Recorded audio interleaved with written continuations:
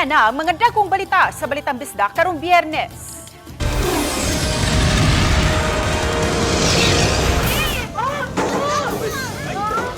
Buhatan sa DPWH-7, gibato og mga kamatis sa miyembro sa mga militanteng grupo. Drainage sa Lapu-Lapu City, miawas bisag walay ulan. Power crisis sa Siquijor, sulbad na matud sa presidente. O pinakabatang fan sa Balitang Bisdak, atong ilailahon. Kini ang GMA Regional TV, Balitang Bisdak. Mayong hapon, ako si Cecil Kibod Castro. Gibato og kamati sa mga sakop sa militanteng pundok ang gawa sa buhatan sa Department of Public Works and Highways kung DPWH Cebu City Engineering District isip pagpakita sa ilang kasagmuyo sa questionabling flood control program sa Kagamhanan. Ano ang report ni Alan Domingo? Wala kapugi pa sa militanteng pundok ang ilang kasagmuyo ug tungod niini gipang labay nilang dunot og latang kamatis ang dakong logo sa DPWH sa gawas nga bahin sa ilang buhatan.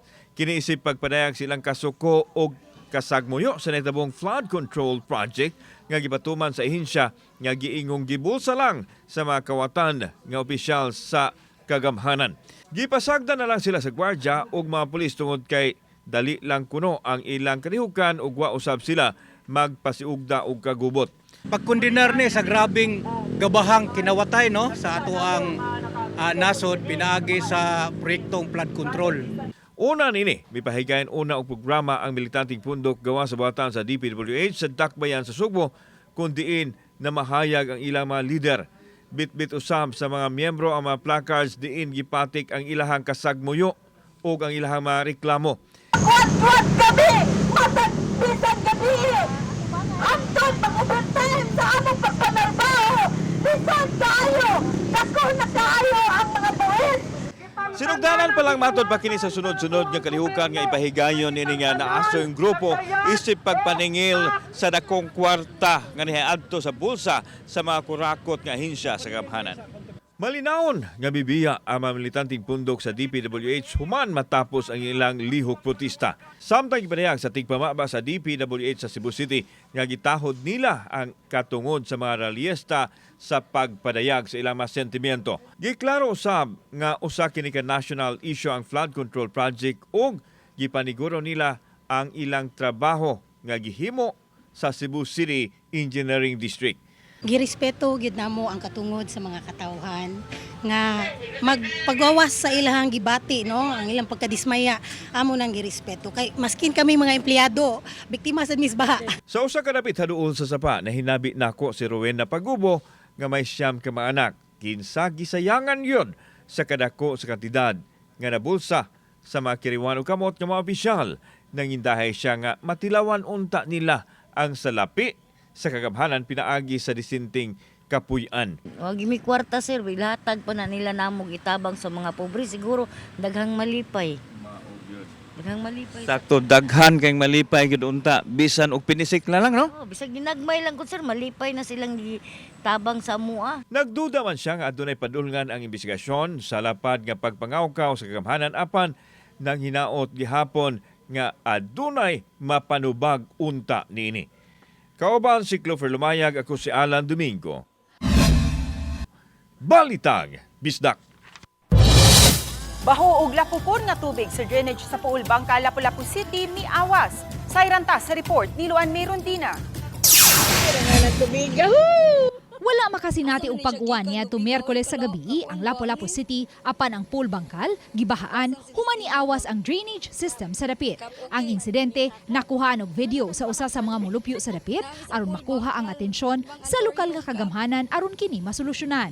Wala magpa-interview atubangan sa camera ang residente nga nikuha sa video apan gidasunan ang iyang pamahayag sa ubang mga residente sa dapit. Mato ni Julie Impik, mag-alas 8 sa gabi niadtong Miyerkules dihang nabantayan nilang niawas ang baho nga tubig gikan sa drainage cover. Kaya kung tayo mo video miya, akong bala nga, kanang ay sigaw-sigaw siya kay baho kayo. Diyan baho, as in dyan, baho dyan kay siya ma'am. Gahapon sa buntag, gisubay gilayon sa mga personnel sa solid waste management ang dapit apan mihubas na ang baha. Nagpabili na lang ang lapok apan nawa na ang baho. Matod sa taga Solid Waste Management Office, gitahasan sila pagsusi kung may mga balay o establishmento ba sa dapit ang mitap sa drainage system sa pool. We should give citation ticket if naalan jud ayon ang makita. So pag abot mo is hubas naman siya, so wala namin nakita. Matod sa DPWH Cebu 6th Engineering District, aduna sila'y duha ka drainage project sa dapit. Giuluhan ang maong proyekto og improvement of road with drainage facilities at suong road in Barangay Bangkal and Mactan. Gisugdan kini pagtrabaho ni atong May 2, 2023 ug nahuman ni atong April 25, 2024 ug may gahin kini nga 100 million pesos gikan sa General Appropriations Act of 2023 ug ang Kirante Construction Corporation ang kontraktor niini. Samtang kasamtangan pa usab nga gitrabaho ang ikaduhang proyekto sa dapit nga giuluhan og upgrading and rehabilitation of drainage along national and secondary roads. Gisugdan kini pagtrabaho ni atong May 2, 2024 apan wa na patik ang scheduled date of completion niini. Apan base sa project information, 67,450,000 pesos ang project cost niini ug ang kontraktor ang ZL Reg Trading and Construction Corporation. Sa pagkakutlo ning balita, padayon pang gikuhaan og habig ang duha ka mga kontraktor sa maong mga proyekto. Apan matod sa DPWH Cebu 6th Engineering District, usa sa posibleng hinungdan sa pag-overflow sa drainage kay wa pa hingpit na sumpay sa outfall ang drainage system sa Kasya Suong Road. Uban ni God Ferilien o Rod Prado, Luan Merondina. Balitang Bista.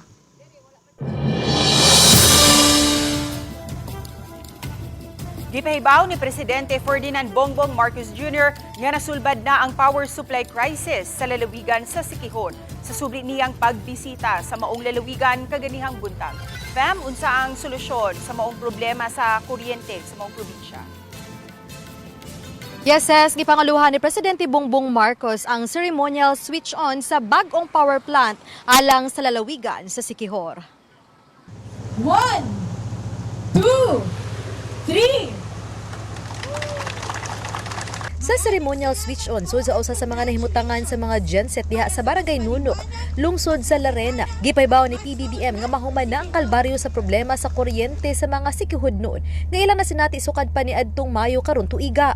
Nasinati ang 5 ngadto sa 15 ka oras nga power interruptions halos matag adlaw sa Siquijor. Gipresentar nila ni National Electrification Administration o NEA Administrator Antonio Almeida o DOE Secretary Sharon Garin ngadto sa presidente ang gisugdan nila nga trabaho nitong Agosto 26 ug nahuman pagka Agosto 29 ang pagpahimutang sa mga gensets.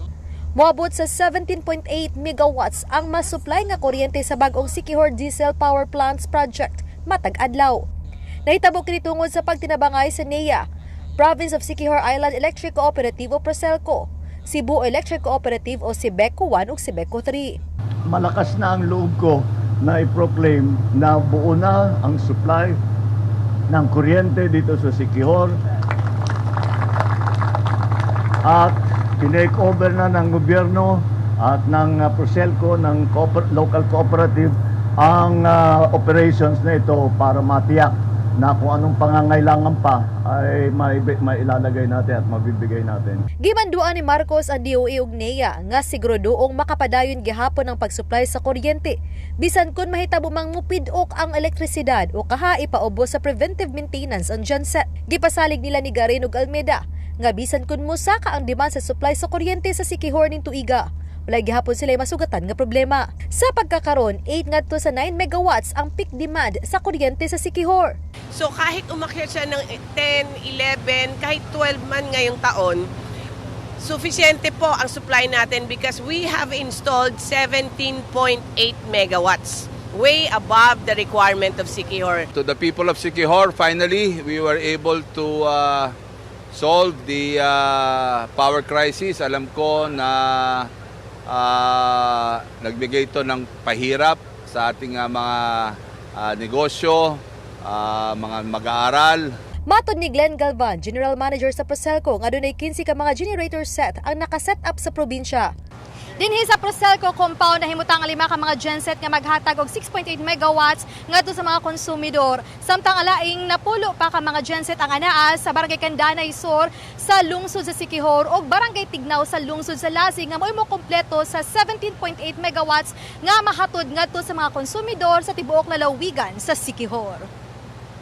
Temporaryo ra hinuon kining solusyon sud sa usa ka tuig samtang gihikay pa ang bidding sa bag-ong power provider sa isla. Saktong usa ka semana ang milabay karon ni mando si Marcos nga i-shutdown ug kansilahon ang permit to operate sa Siquijor Power Corporation o SEPCOR, is a power provider sa lalawigan sa Siquijor niadtong Agosto 29.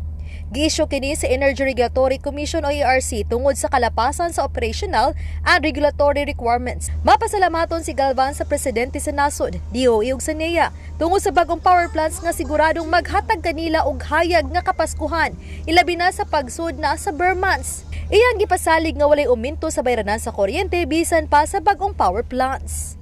Sa mga member consumers wala silang ikabahala kasi yung rate walang pagbabago. Ganon pa rin. Mayroon pa rin tayong subsidy from the provincial government, from the national government. Ses gipasalig sa Department of Energy nga padayon ang ilahang himuong monitoring sa kahimtang sa supply sa kuryente sa probinsya sa Siquijor. Samtang human sa pagbisita ni Presidente Bongbong Marcos sa Siquijor, sunod nga gibisita dayon ni ini kaganihang buntag ang lalawigan sa Bohol alang sa inauguration sa Kalunasan Small Reservoir Irrigation Project sa Calapi, Bohol ug ang 20 pisong bigas sa Ben Unido, Bohol. Ses? Dagang salamat, Femari Dumabok. 20 pesos nga rice program gilusad sa DA sa Bien Unido, Bohol nga gipangunahan ni Presidente Ferdinand Bongbong Marcos Jr. Formal lang gilusad ang 20 bigas, meron na karong adlaw. Ang programa diin mapalit ang bugas sa baratong presyo nga programa sa kasamtangang administrasyon ug giimplementar sa Department of Agriculture. Sa implementasyon sa Bien Unido, 2,700 ka mga residente ang nakapahimos, apil na ang mga senior citizens, solo parents, persons with disabilities, mga benepisyaryo sa 4Ps, mag-uuma, mananagat ug mga minimum wage earners. Gawas ni ini, gipangunahan usab ni DA Secretary Francisco P. Q. Laurel ang paghatag ug mga kagamitan alang sa mga mag-uuma, ingon man ayuda alang kanila, ingon man sa mga mananagat. Laing hugna sa usbaw sa produktong petrolyo, mabatyaga na usab sa mga motorista sunod semana. Gipahibaw ni Department of Energy Oil Industry Management Bureau Assistant Director Rodela Romero na subay kini sa international development nga nakaapekto sa presyo sa lana sa merkado sa kalibutan.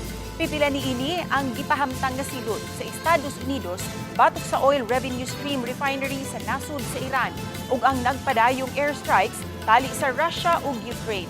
Gibanabana sa DOE o IMB nga di mo minus piso ang usbaw sa gasolina matag litro, piso og 40 sentimos usab ang gibanabanang aumento sa diesel, samtang 80 sentimos sa kerosene. Ang aumento sa produktong petrolyo nga ipatuman sunod semana mauna ang ikaupat nga sunod-sunod nga oil price increase. Kini ang GMA Regional TV, Balitang Bisdak.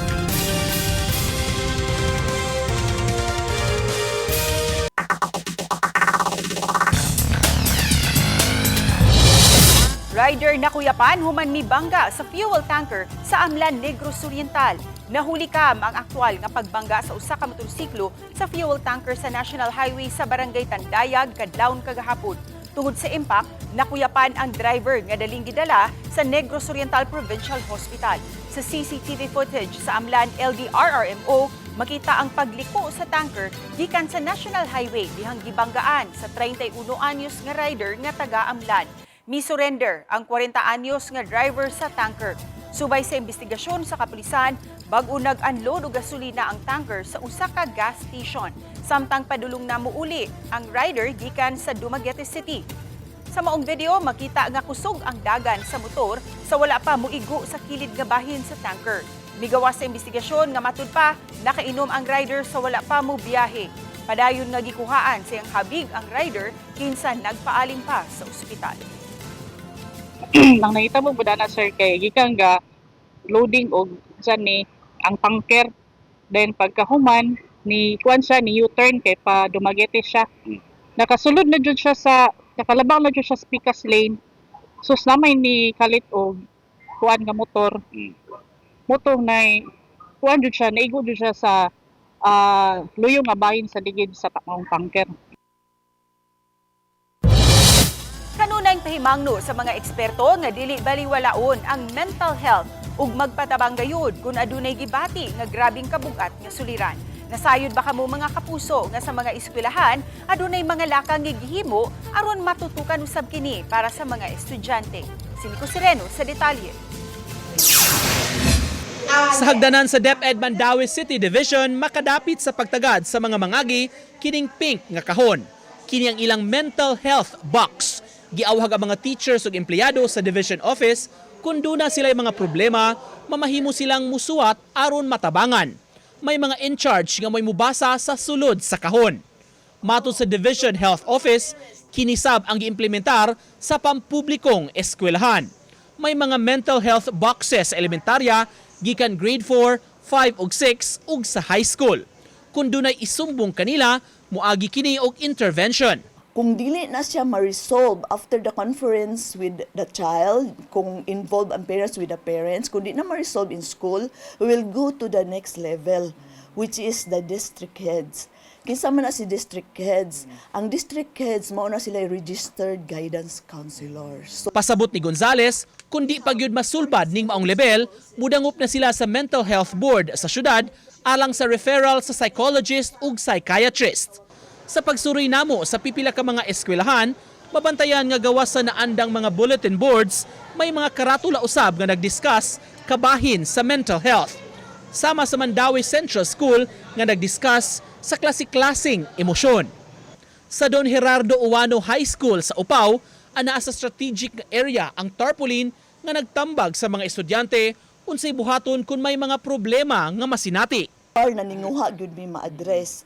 That's why naami tambagi ko online. Ang atong tambagi ko online is an kanang helpline na nato nga open 24/7. Usahay makadawat kog tawag kanang kadlawon, may mga text ana pwede ra sila ana makontak namo. That is a helpline. So kuan ra na dili face to face ang mahitabo.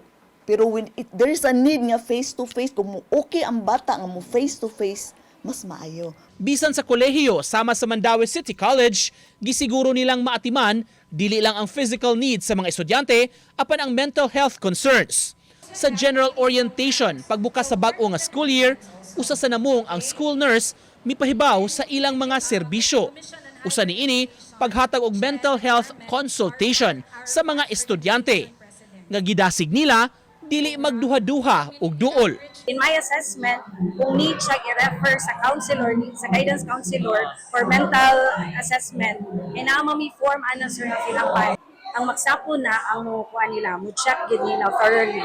So referral amo ang mental program here. And then we also invite magsapo for mental health talk. Gipasabot sa mga health officials ang ayang hatagag importansya ang mental health tungod kay makaapekto sa kinatibuk-ang aspeto sa kinabuhi. Uban ni Godfrey Relien, Nico Sereno, Balitang Bisdak.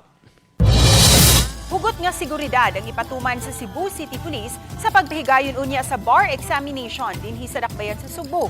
Sugdan ang bar exam sa September 7 sa University of San Jose Recoletos, Basak Campus. Nga salmutan sa kapin 1,300 ka mga bar takers. Mupakatap ang CCTO ug kapin sa usa ka gatos ka mga police personnel ug abagan sa mga force multipliers. Samtang mi-issue og executive order ang mayor sa Dakbayan sa Subo sa pagpatuman sa liquor ban 100-meter radius gikan sa testing site sulod sa 3 ka adlaw nga gitakda ang bar exam. Gididan usab ang pagsaba-saba haduol sa venue sa exam sama sa video okay. Our observation with last year and sa ngayon ay peaceful naman. Wala naman tayong nagiging problema. So we'll just maintain kung ano yung ating deployment.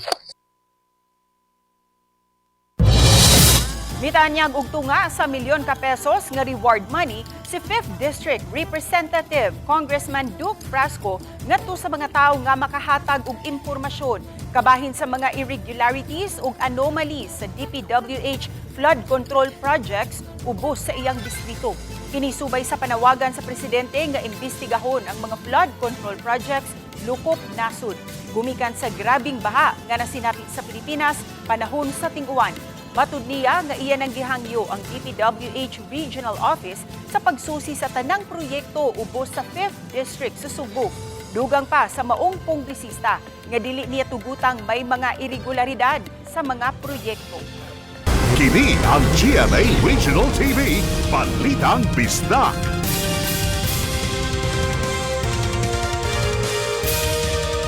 Kini ang GMA Regional TV, Balitang Bisdak. Sa Basak, Lapu-Lapu City, 17 anyos nga lalaki gitabangan og kulata sa duha ka mga lalaki nga nag-edad 24 ug 21 anyos. Ang insidente na hulikam. Si Luan Mirondina sa report.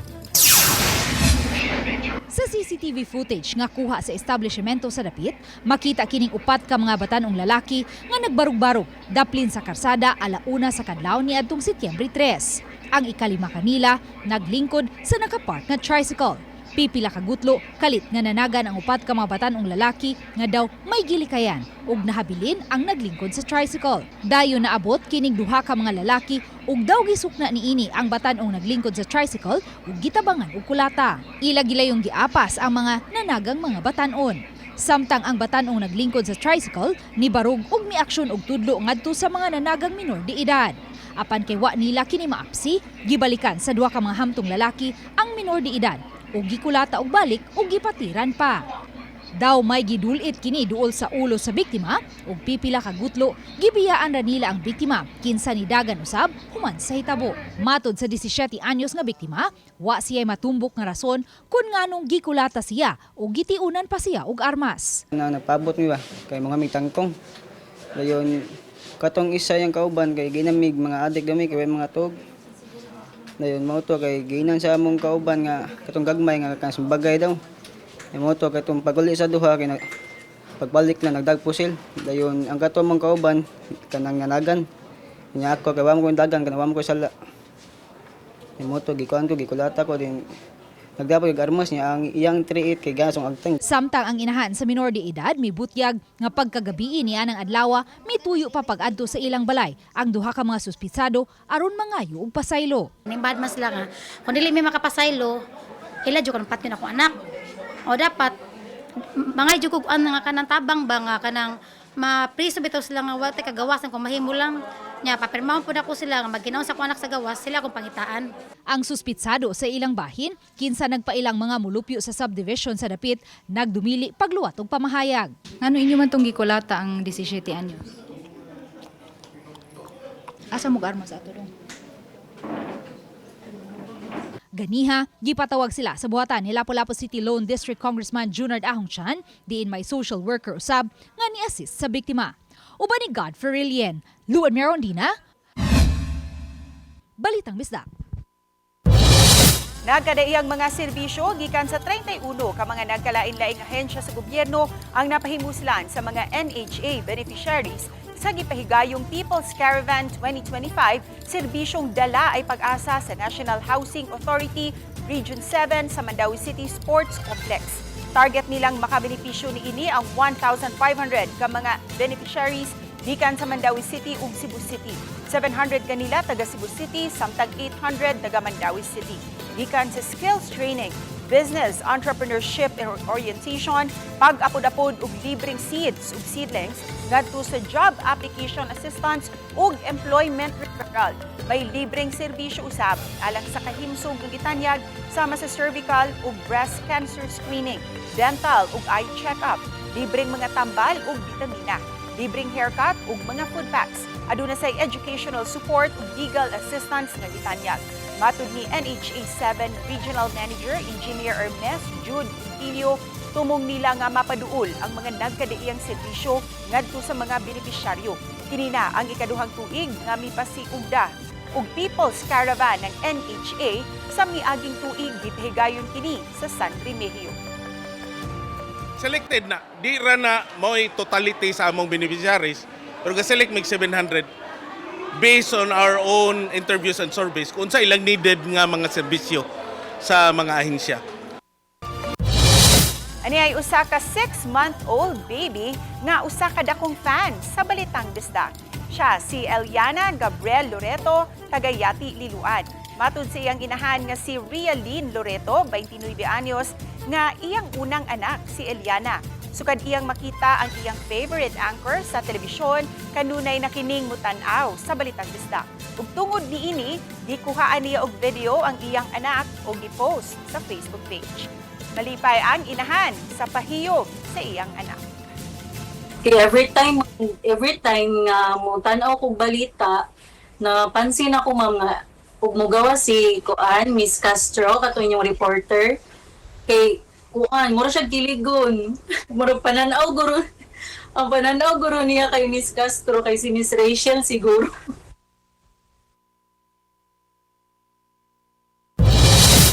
Adunay bag-ong low pressure area nga naumol ug nabantayan nga nahimutang sulod sa Philippine Area of Responsibility.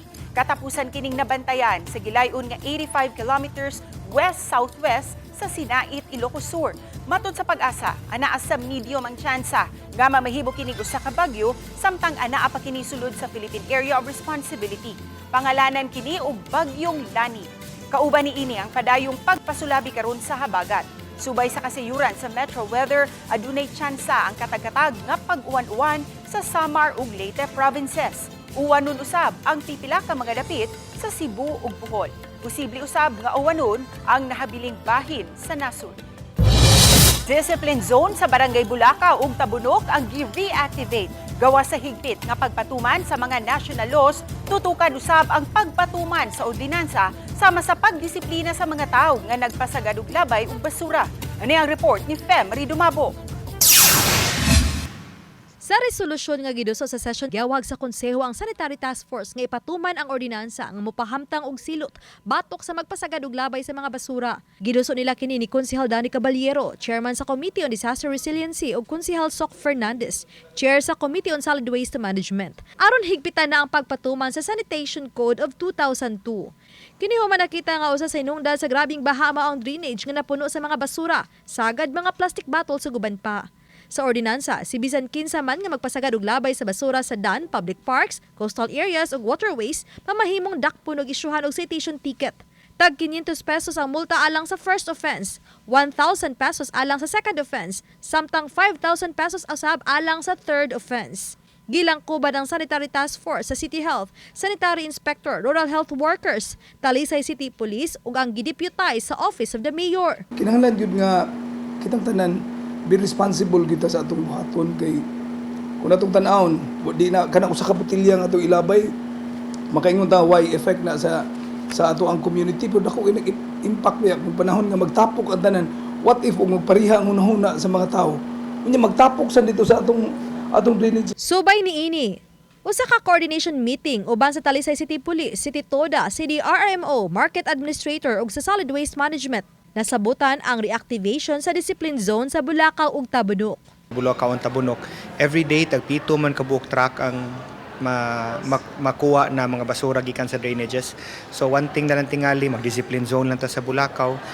Aside from littering katong mga usual na mga buhaton nila na penalties. Lakip sa nisalmot sa tigom si Bulacau Kapitan Banjo Abastillas. Makonect na ni siya pod sa atong problema sa baha kay sa discipline zone manggod dito natong makita natong mga sidewalk vendors kanang mga contributors sa atong mga basura ba. Will not be focusing only on ordinances, city ordinances or kanang national laws, but also especially sa cleanliness. Okay na naman tay ordinance ani. Bisan pa og wa pay mando gikan namo ang atong mga traffic enforcers sa atong kadalanan, usa sa mga nagmonitor asa tong dapita ang gipatakaan og labay basura, among picturean isend sa among GC unya ako nga makadawat sa moong report ako sa hatag bud ngadto sa ato ang in charge. Mato dito mulak nga sila sa City Toda mamahimo ra nga maggamit sa mga traffic enforcer ang ilang citation ticket nga i-issue sa mga malapason. Oba ni Godfrey Rilien, Fem Ridumabo. Balitang Bisdak.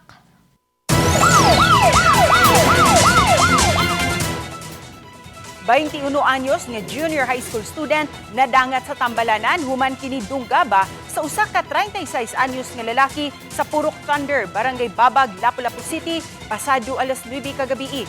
Base sa investigasyon sa Lapu-Lapu City Police, kalit lang misuong ang suspect sa dapit, diin nag-istambay ang biktima ug dayon nanunggab.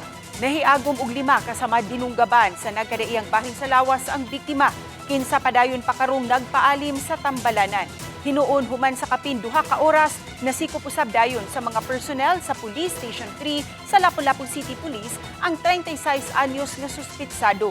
Personal grudge ang gitumbok nga hinungdan. Samtang gihanay na sa kapulisan ang kasong serious physical injuries nga ipasaka batok sa maong suspitsado. So matong wala na mangutan na diretso niyang kuan. Iyang gidunggab. Marinaalang sila mga naglalis lang na ikuan. So nagid siya ka ng pagdumot man ba ang suspect. Mga kawani sa City Treasurer's Office sa Lapu-Lapu City gipaubos sa surprise test. Sa 86 ka mga kawani sa City Treasurer's Office, 85 kanila ang napaubos gayud sa surprise drug test. Samtang ang usa wala makasalmot kay naka-file kini og leave karong adlaw. Kini ang unang higayod nga gipaubos sa surprise drug test ang mga kawani sa City Treasurer's Office karong tuiga. Samtang sayo kag buntag usab, gipaubos sa surprise drug test ang 23 ka mga trainee sa Lapu-Lapu City Disaster Risk Reduction and Management Office.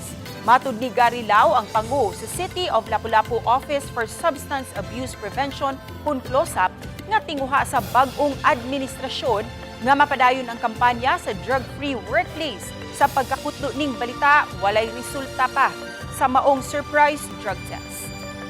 So before unahon nato ang sagawas, unahon nato ang which our good mayor gave us an instruction that ipaubos gyud og mga surprise drug test ang ato ang matag departamento. Mga kapuso, andam na baka mo nga saksihan ang gikahinamang finale sa The Clash Season 7. Karong Domingo, magtigi ang mga Clashers nga sila si Leah Fer Deloso ug Juari Sabeth ug ang Clash Backers nga sila si Jong Madaliday ug Arabel de la Cruz. Matud ni Jong nga kung siya ang makadaog, iyang tabangan ang mga musicians ug talents. Samtang si Juari iyang gibutiyag na iyang tabangan ang iyang pamilya. Si Arabel gustong ipadayon ang iyang singing career. Ug si Leah Fer, kung ugaling makadaog, nagtingha nga makapadayon pag-eskwela. Kinsa kaha nga damgo ang matuman ug kinsa kaha ang musunod nga The Clash Season 7 winner. Kana ang atong atangan karong Domingo alas 7:15 sa GMA Network.